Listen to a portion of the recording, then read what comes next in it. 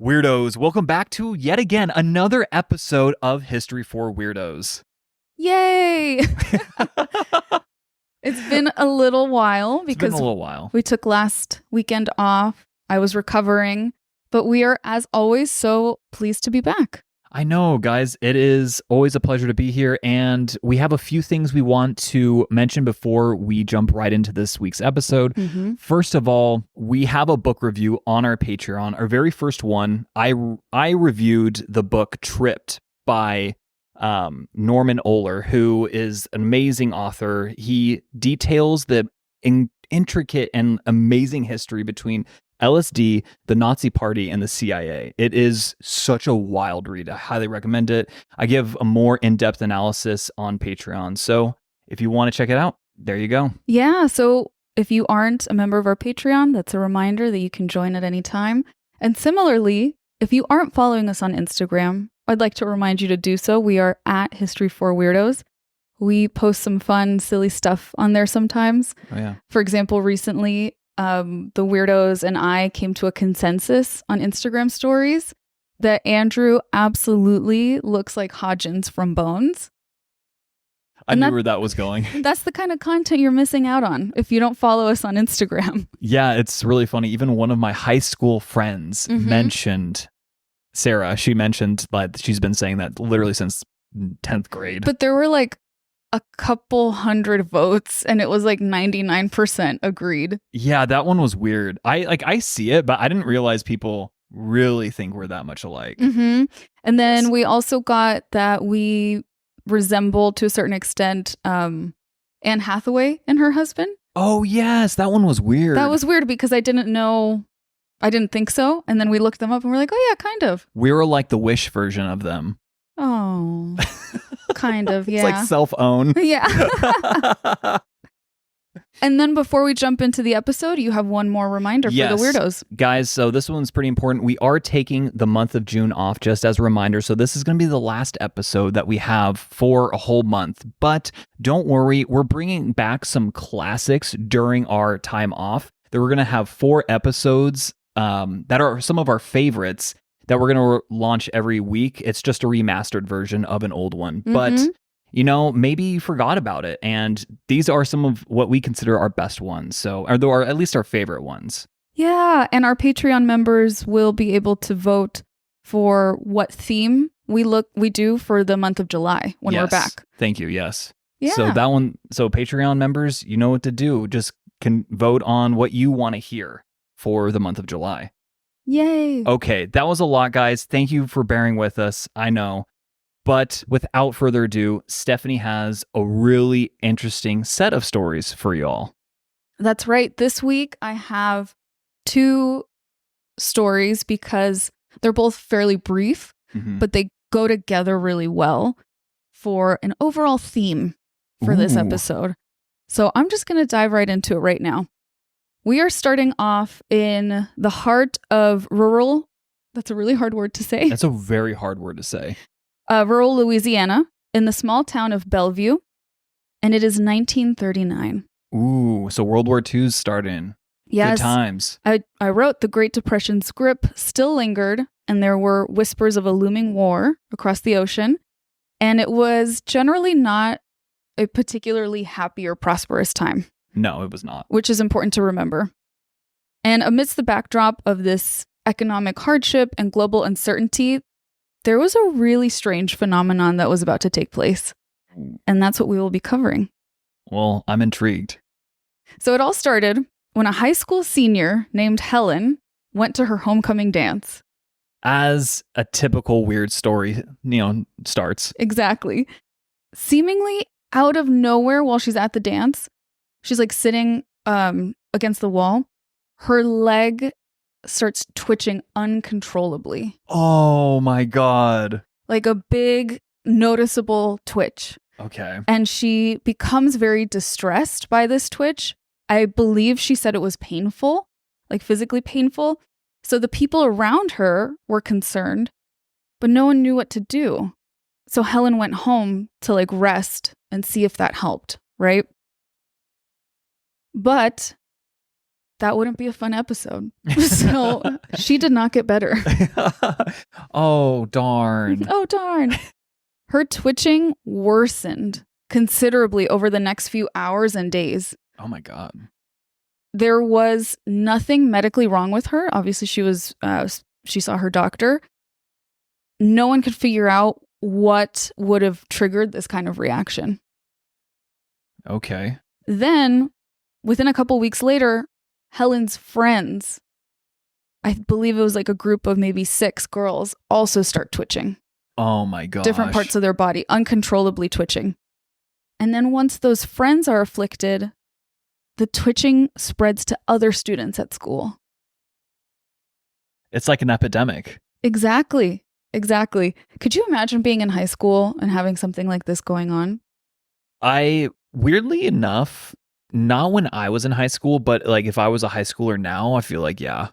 Yes, I agree. Because this is more stressful times. Right. Like even like the Great Recession era, like 2008, Mm-hmm. I don't feel like it was that as stressful then as it is now. Yeah. And we're going to get to the role that stress plays in this. Ooh. So again, I just want to emphasize that with all of the students that started to experience the twitching, there was no evident medical reason behind it. Right. No one could diagnose what was going on. Great. So unable to get answers from the school or local doctors, parents started freaking out and they started pulling their kids out of school because they thought it was the school that was making them twitch. And this just caused more stress and chaos to the point where this twitching epidemic took over nearly every single high school student. Oh my God. Like in just that one school or like? In that one school. Whoa. And then as the days here turn into weeks, the twitching starts to spread beyond the school grounds. This is weird. This seems like it's very prolonged. Yeah, it goes on for a while. And the town of Bellevue is gripped by what they started calling the twitching disease that was going around town. The twitching disease. Mm-hmm. That doesn't sound very pleasant, if I'm being honest. It doesn't. I agree. So as the word is spreading that this town of Bellevue, this little rural town, is having a twitching disease, it reached the ears of 2 psychologists who were eager to investigate. And this is a really frustrating part of the research. I was unable to find consistent names for the 2 psychologists. Whoa. I saw different names referenced in different sources, so I left their names out. Fair enough. That's weird. Any inclination as to why there was different names for these people? I don't know. This case is cited in many psychology journals, many medical journals. So I don't know why, but right. They're not always named in the journals. Okay. And sometimes they were different names. So for now, I left them out. Psychologist A, psychologist B. Unknown psychologist. Yeah. Sorry, guys. So the psychologists show up, though, from out of town. Kind of like big city folk come in to see what's going on. I'm from the city here, and I'm here to fix problems. Exactly. I think that's what they said. Okay. And they start to interview people, ask around town, and they can't find a very evident answer for the twitching either. There's no overt trauma that the town has recently gone through or any weird dynamics going on in the town that they could point to. Mm-hmm. There also doesn't seem to be any toxic exposure. So it's not like a muscular thing or like a nerve thing. So frustrated, the 2 psychologists are like, okay, let's start from the beginning and let's go back to patient 0. Right. Let's re-interview her and see what happens. So they re-interview Helen, the high school senior, and it turns out in their conversation with Helen, she confesses that before the twitching had started, she was very stressed because she was not a very skilled dancer. Oh, poor girl. Mm-hmm. And at that age, you are so self-conscious of everything you do. And also like in 1939, I feel like social hierarchies were so strict at that time. So if you fall outside of line just a little bit, like you're not a good dancer, you're just ostracized. Well, not ostracized, but you're People would definitely tease looked down. you, at Exactly. least. Yeah. You'd be looked down upon. I don't know if that is the case for kids today. I don't think it would have not been good at dancing. Yeah. I don't think so. It wasn't when we were in high school. No, we were all terrible at dancing. Speak for yourself. So not only is she worried because she's not a good dancer and she's at the homecoming dance, but she's afraid, and I don't know why. I don't know the backstory. I don't know the tea here. But she's afraid that her boyfriend is interested in this freshman girl who's a very good dancer. Oh my God. I was literally going to joke about that. Are you serious? Yes. I was like, oh, is her boyfriend going to leave her for a better dancer? As a joke. A joke. That's what she was stressed about. Poor girl. That's so sad. It seems that she had been experiencing a lot of stress prior to the dance, like as she was waiting for it, and then at the dance, and that's when the twitching started.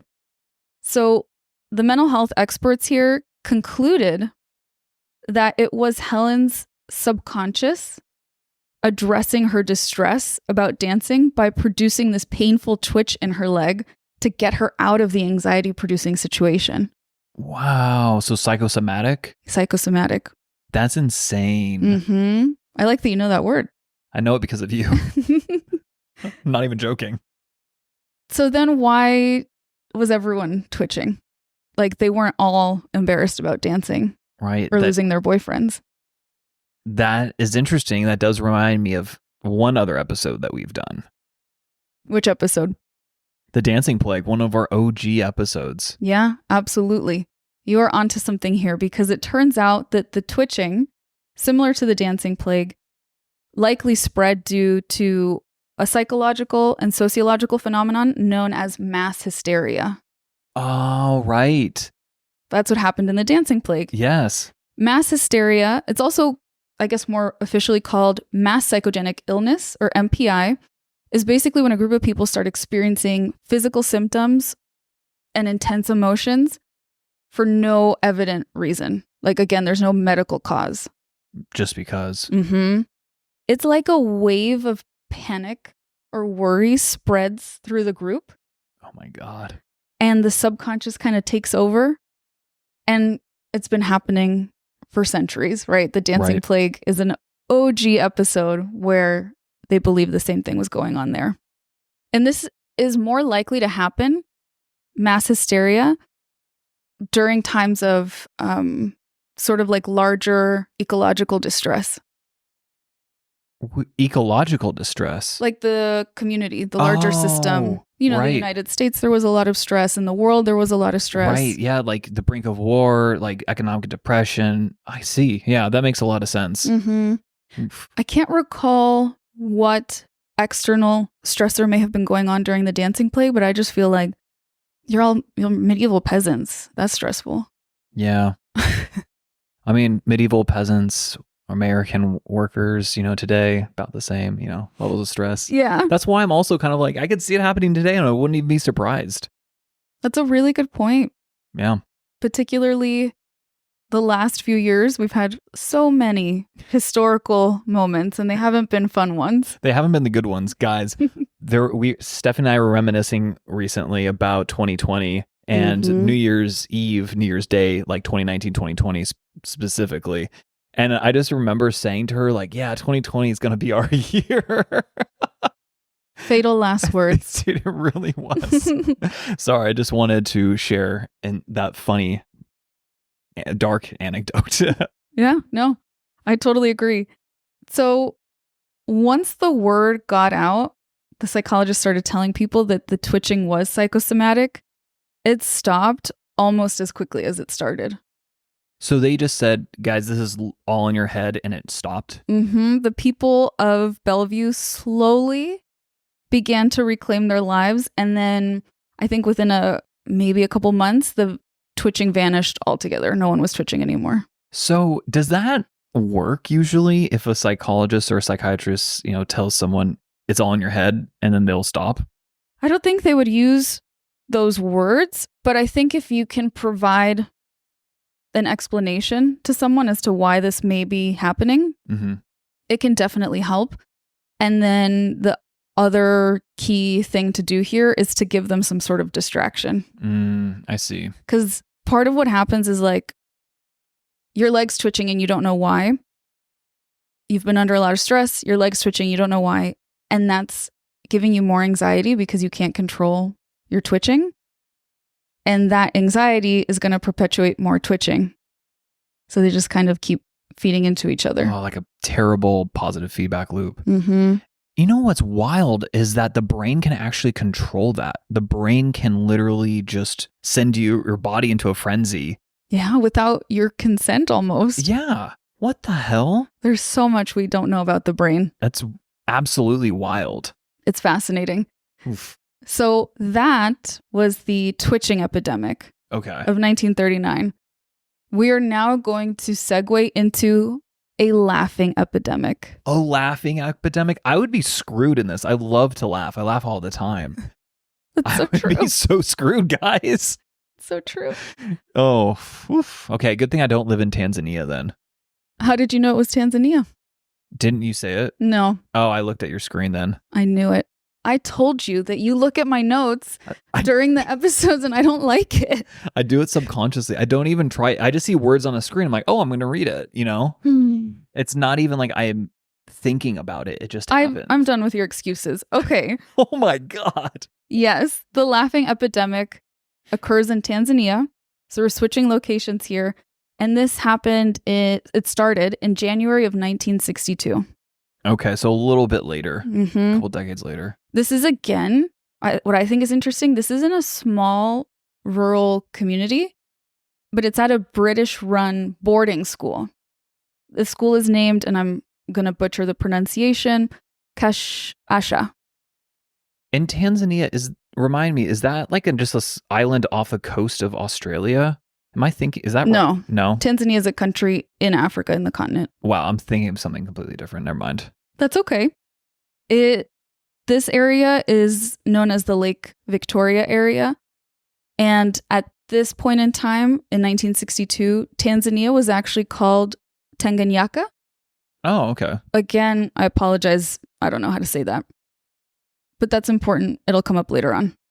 So on this day in January 1962, Tanzania, boarding school, all girls. 3 girls start laughing in class, probably because of a joke someone made. Right. And they get in trouble, but they can't stop laughing. And I think we've all experienced that moment when you're laughing so hard with a friend that just the fact that you're laughing makes you laugh more. Yes. You know what I mean? So that's how I envision this starting. So this reminds me of the time where I just had surgery and I was high off laughing gas. And I was laughing because obviously it's laughing gas, right? And I remember the nurse telling me, no, you can't laugh. You're going to like break your sutures or whatever. Because this was an oral surgery? It was an oral surgery. Yeah, I had my wisdom teeth out. But she said, don't laugh. And it made me laugh even harder. Like, Yes. I remember that. Like, it's kind of foggy. And I just remember being like, yeah, fight the power, and just start laughing. That's I was in wild. the dentist's office. What power am I fighting here? Who knows? Probably the power, fighting the power to stay up past 12. Yeah, exactly. Because I was like 16 at the time. We bring up a good point that when you tell someone not to do something, it makes you want to do it. So in one of my psych courses in undergrad, the professor like walks in and he's like, no one think about a pink elephant. Aww. And then he's like, you all thought about a pink elephant, right? And we're like, yeah. So that's what happens here. That may have been what happened with the girls and their laughter. So this gets more bizarre than the 3 girls, though. The fit of laughing spreads to their classmates. And it spreads really fast. 60% of the students become uncontrollable in their laughter. Oh my God. And then some of the girls who are experiencing this laughter are also having a lot of physical pain. You know, like when your stomach hurts from laughing, your right. abs, they can't breathe well. They have respiratory issues. A few girls fainted and a few girls had rashes start spreading over their bodies. Oh my gosh. So this one's worse. This one's It's not more just the intense. twitching. Mm-hmm. This has other issues going on. Imagine you're in pain and there's like a rash and you can't stop laughing. That feels maddening. Right. Did doctors take a look at them? Mm-hmm. Psychologists, doctors, and scientists from all over the country were all called in, and they were at a loss to explain what was happening. Again, they looked into toxins, environmental factors. Nothing seemed to be causing it. All the girls were given like blood tests. They all came back normal. Mm-hmm. They're all healthy. The environment's healthy. They can't figure out what this is. Oh, wow. So they didn't have any traces of toxins on them or in them? No. Whoa. That's weird. So the laughing goes on for 3 months with no answers. 60% of a school laughing uncontrollably for 3 months. I mean, what do you do? I mean, how does someone just continuously laugh that long? Like, you need to eat, you need to sleep, and they're just laughing. Mm-hmm. Wow. In March, the school gives up trying to help these girls, and they send the girls home to their families and their communities all over the country because it's a boarding school, so they all come from different parts of Tanzania. Oh, no, and they spread it, don't they? Yes. Oh, my God, no. Yes, that's exactly what happens. Their families and neighbors start uncontrollably laughing as well. It even spread to other schools. Shit. Don't look at my notes, I'm you not little looking. cheater. I'm not looking, I promise. How long do you think this goes on for? I'm not looking at your notes. I'm looking up. Mm-hmm. 6 months? No, 1.5 years. Oh my God. Are you serious? Yeah. Oh, that's a lot longer. Man, they just need me. I just gotta go and tell them it's all in your head. That's $500, please. Thanks. $500. The uncontrollable laughter here was mainly seen in young people Mm-hmm. and mainly seen in girls. I will get to that later. But there were older folks in the community and men, like adult men, who also caught the laughing bug. In all, 14 schools had to be shut down For laughter. for laughter. And then now I'm laughing. Right. And at least 1,000 people were afflicted.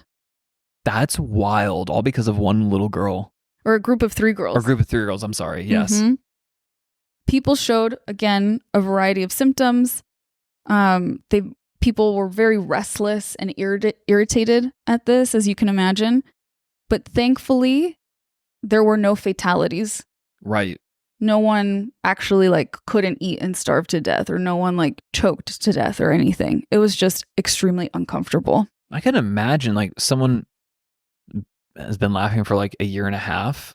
That would be your stomach muscles would be really strong though. Yeah, the little girls have 6-packs at the end of this. Oh yeah, they're just shredded. Because they didn't eat, they're constantly using those muscles. They're shredded. They're in peak summer season. Oh my God. Sounds like a great thing. Anyway. And that is how Andrew got canceled. So the school where the original laughing started, the Kashasha school, it was sued for allowing the children and their parents to transmit this disease to the surrounding area. Quote unquote disease. Yeah. Yeah. Oh Isn't that gosh. wild? That's how, I think that puts into context how helpless and angry people were.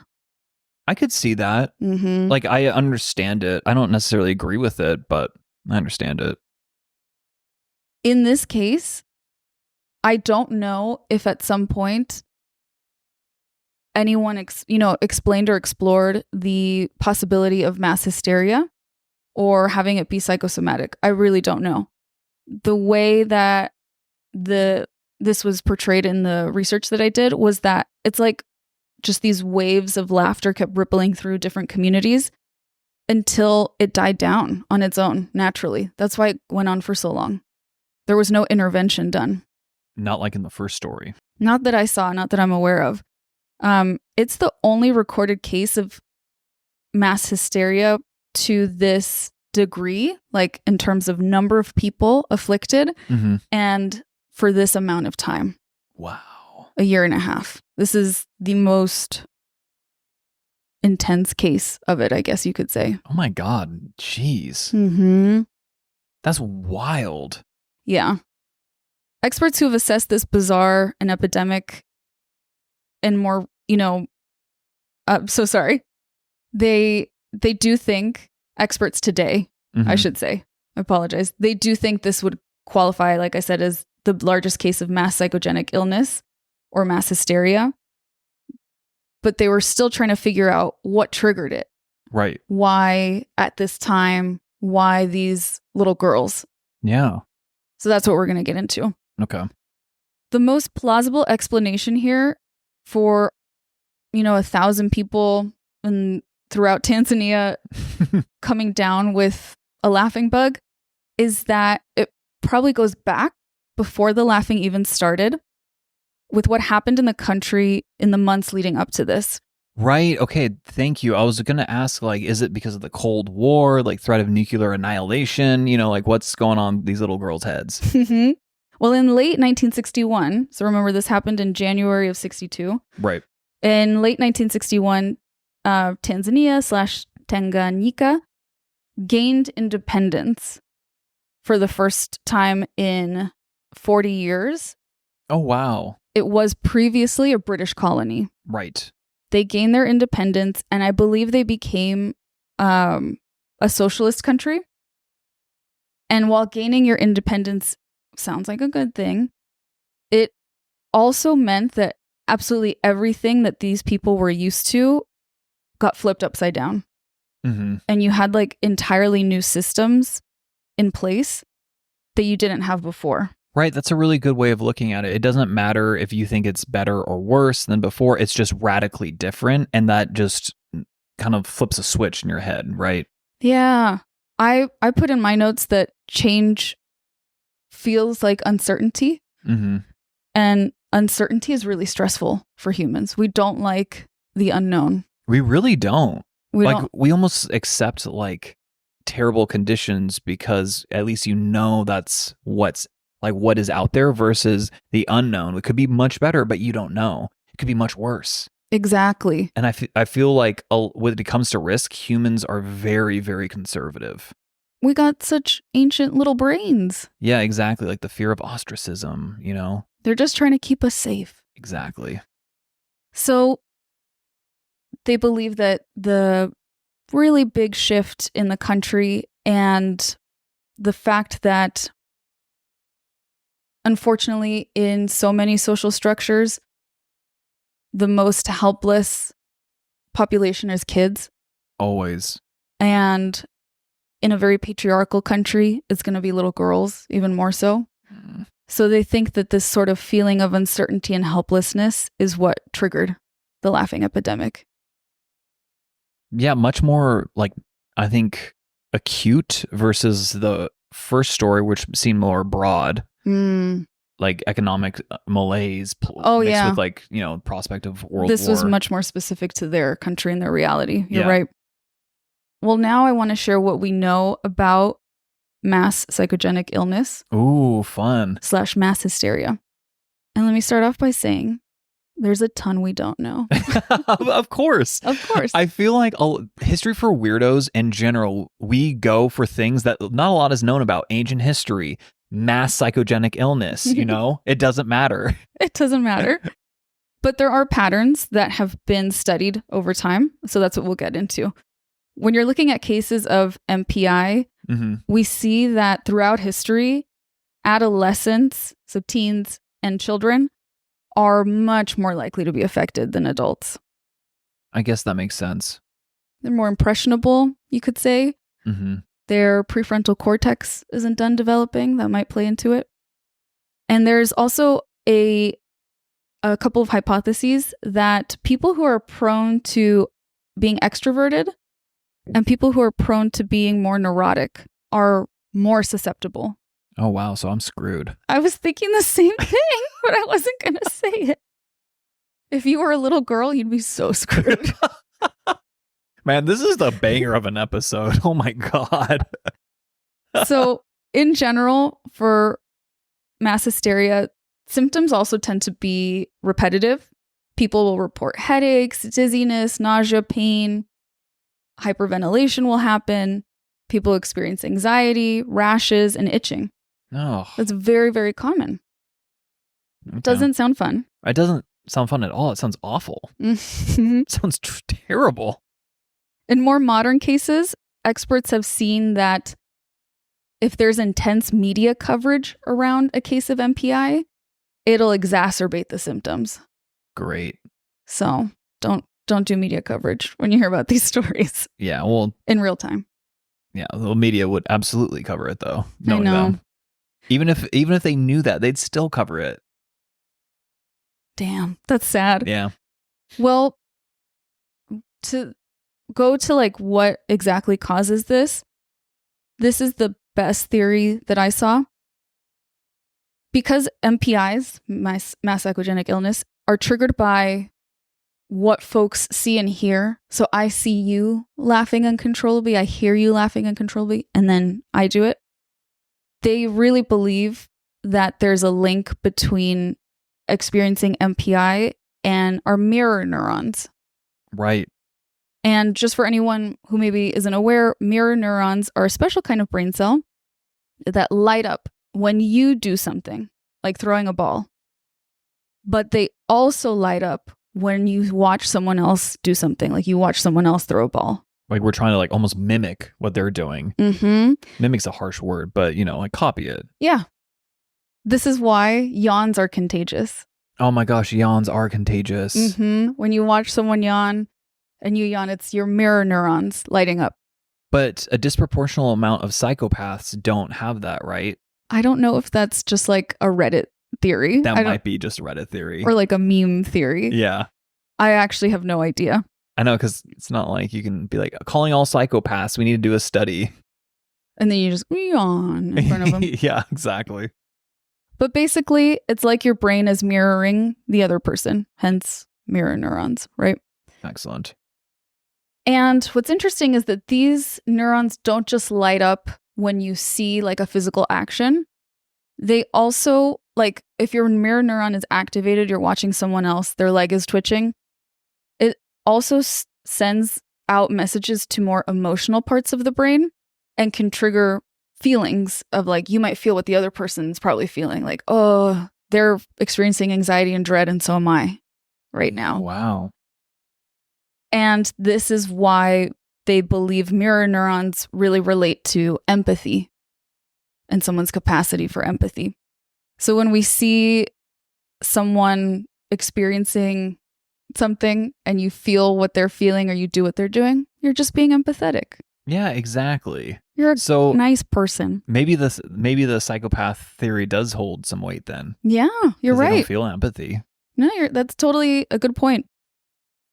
And the reason that I want to bring this up is in these two cases, what was something in common? The mass hysteria? Yeah, when these cases initiated, when they first started, can you think of anything that they have in common? Young girls? Mm-hmm. They think that young girls are more prone to being exposed to an MPI because so far in the research, women appear to have a larger number of mirror neurons. Right, and that's why women are typically seen as more empathetic. They don't know if this is genetic or social. Are women socialized because the neuroplasticity? Are we socialized to develop more mirror neurons? Or is there a genetic predisposition? It's probably both. I feel like this episode is a perfect like marriage of like your two passions, like history and psychology. Yeah, I did that on purpose. Here I am like, oh, wow. I'm like, duh, of course you did this on purpose. No, that's amazing. I thought this would be interesting. No, it's super interesting. You identified earlier a previous example of mass psychogenic illness that I covered. Yes. There's another one that I've covered. Can you think of what it is? And I'll give you the hint that it does start off with young girls. Could it be the Salem witch trials? Mm-hmm. Oh, yeah. The Salem witch trials are often studied as a case of MPI. That one's worse, though. That one's the worst. That one's the worst because it obviously resulted in a lot of unjust deaths.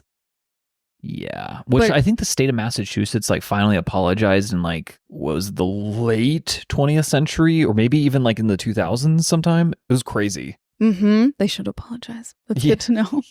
And that one makes so much sense because of the culture that they were in was so tense and repressive, and there was so much fear around Satan.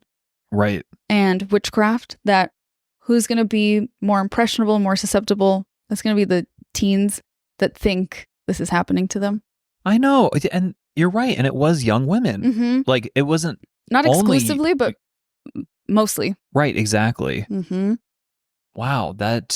I wonder if the dancing plague had a disproportionate amount of women, especially young women. Question.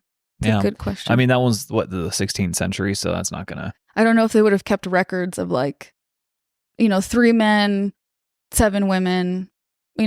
I doubt it. I doubt it too. People couldn't even read.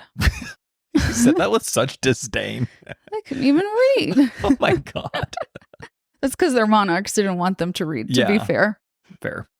But historical cases of mass hysteria, like the twitching and laughing epidemics, I think they're really interesting because they show just how easily we can get caught up in a wave of shared emotions. Mm-hmm. I think that's fascinating and very humbling to remember. Oh, yeah.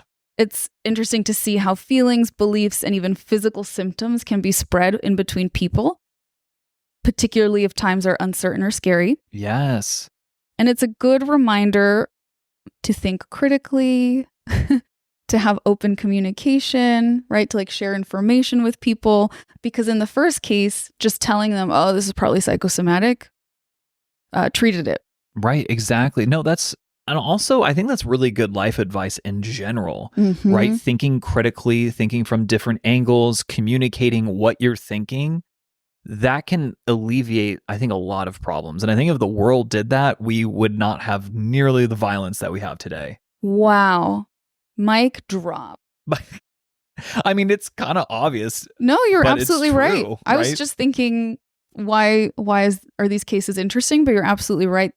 Those things are applicable to just human history. Right, exactly. Even contentious topics like politics or religion or something, if you just talk about it and you don't assume malintent, you just assume ignorance, right? As opposed to anything just inherently devious.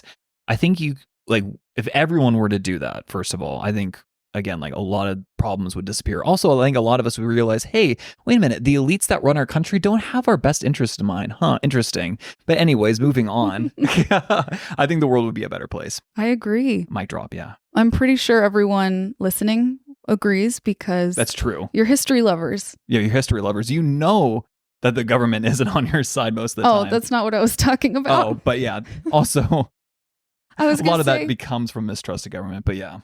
I was going to say you're history lovers, so you know the importance of thinking critically. Exactly. And learning about other human stories. Yeah, I love that. That's a much better way of looking at it, I think. And that, Weirdos, is the case of a laughing and a twitching epidemic. Wow, that was incredible. I think I may have heard the first one in passing or something, but I had no idea about the second story, the one in Tanzania. Oh, really? Also, it's really bugging me that I thought that Tanzania was off the coast of Australia. I think Tasmania. That's it. Okay, Tasmania. Where Tasmanian devils are from? Yes. That's okay. Australians that are listening to this, I really apologize. You've probably been yelling for the last, 20 minutes or so. So possibly. Yeah. My dad used to call me a little Tasmanian devil. Yeah, you are. Because the cartoon, he's he's just a little ball of chaos. Exactly, and he does a little tornado. Mm-hmm. Yeah, that's my ADHD, Dad. That's what you are identifying. Should have gotten me medicated. Dude, this episode is a banger. Yeah. And before we say goodbye, let me just share quickly my sources if anyone's interested in learning more. There's a great article in Atlas Obscura, Listverse, How Stuff Works, and the Journal of the Royal Society of Medicine. Oh, very cool. I looked at an article called Mass Psychogenic Illnesses and the Social Network. Is it changing the pattern of outbreaks? So this looked at historical cases and tried to see how social media is contributing to more not overt, covert cases of mass psychogenic illness. Oh, yeah. So I thought that was interesting. I mean, I feel like that type of, those talking points, I mean, deserve almost like an entire podcast series. Like social media and the influence of it on, especially young, like people's brains. I'll get on it. Yeah. I'll do that. You have to do that. And then, of course, Wikipedia. Lots of information on there. And that's my episode. Oh, Steph, I loved that episode. That was absolutely incredible. I definitely feel like that was a worthwhile successor to The Dancing Plague, one of our OG and one of our most listened episodes of all time. You're such a good hype husband. I appreciate you so much. I do hype you up. Yeah, I love it. Thank you. You don't hype yourself up enough. Thanks. You're the best. Oh, thank you. Okay, well, weirdos, that's it. We're not gonna gross you out with our niceties to each other. Ew, I don't like you. So you know the drill, guys. If you haven't already, what are you doing? Go to Instagram and follow us because we do post quite often there, and you sometimes even just our stories. We'll post pictures of Pericles. So if you want to see him, you got to go there. Also, if you haven't signed up for a Patreon, go ahead and do that because you'll be able to vote on the upcoming poll. And if you don't want to do those two things, or you've already done those two things because you're awesome, then don't forget to, rate, review, subscribe to the podcast, share an episode with somebody. It helps us grow. Exactly. And also, if you're listening to us on Spotify, go ahead and leave a comment on how you like the episode and what you want to hear next. Because again, I love reading your guys' comments. It really does make my day. Yeah. Yeah. Also, if you're listening on like Apple Podcasts, there's not nearly as many of you. Like, go ahead and share that because we need some more representation on Apple Podcasts too. Help us out. Yes. Well, thank you, weirdos. Until next time. Until next time, weirdos. Adios.